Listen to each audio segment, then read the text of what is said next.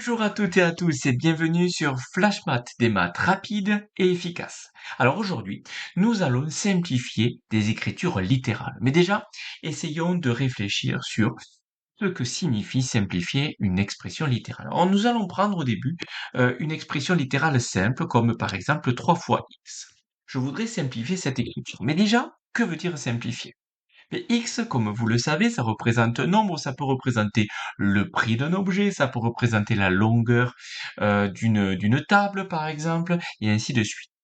Admettons que X représente le prix d'un cahier. Donc, quand je vais choisir 3 cahiers, est-ce que je vais dire 3 fois le cahier ou 3 fois le prix du cahier? Non, on dira plutôt 3 cahiers. Donc du coup, directement, quand on parle, on se l'enlève ce multiplier. On dira pas 3 fois x, on dira 3x. On dira 3 cahiers, pas 3 fois le cahier. De la même façon, si j'ai le prix d'un stylo et que j'en prends 4, au final, je vais trouver le prix de 4 stylos. Je vais pas dire stylo 4. Je vais pas dire stylo fois 4. Je vais parler du prix de 4 stylos. Et donc, on enlève le multiplier aussi ici. Maintenant, je vais partir sur autre chose. Je vais prendre sur...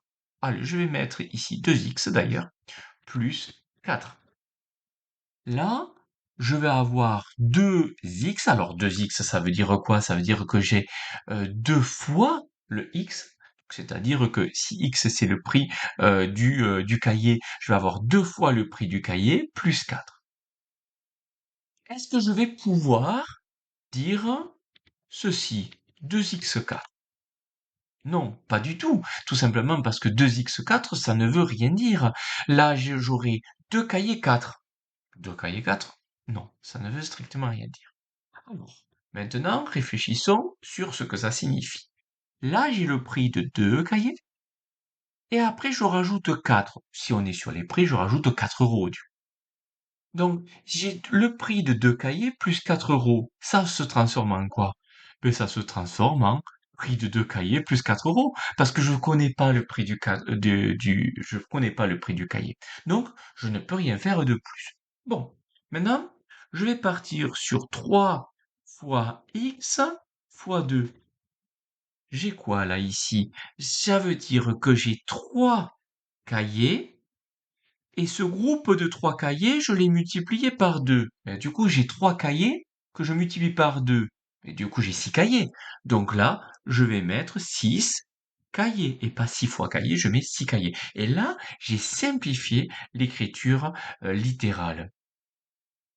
Donc là, qu'est-ce qu'on peut dire déjà avec ces 4 exemples que j'ai faits?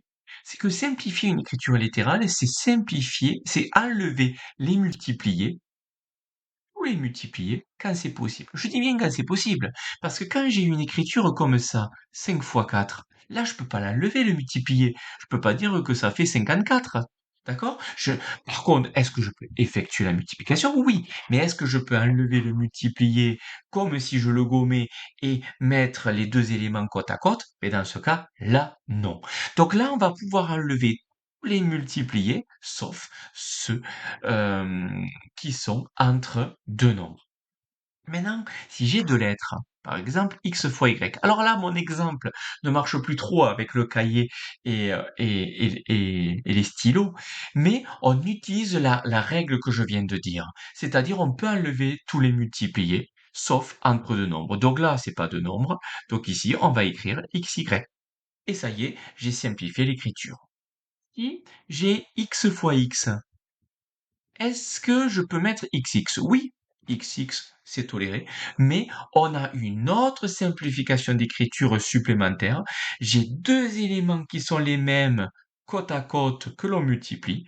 Donc on va dire qu'il y en a deux des X et on va mettre X au carré. À ne pas confondre avec 2X, parce que 2X, c'est pas X fois X, mais plutôt X plus X. On a un X, on en rajoute un, ça en fait 2x. Alors que x, on le multiplie par un autre x, ça fait du x au carré. Voilà ce qu'est la simplification d'écriture littérale.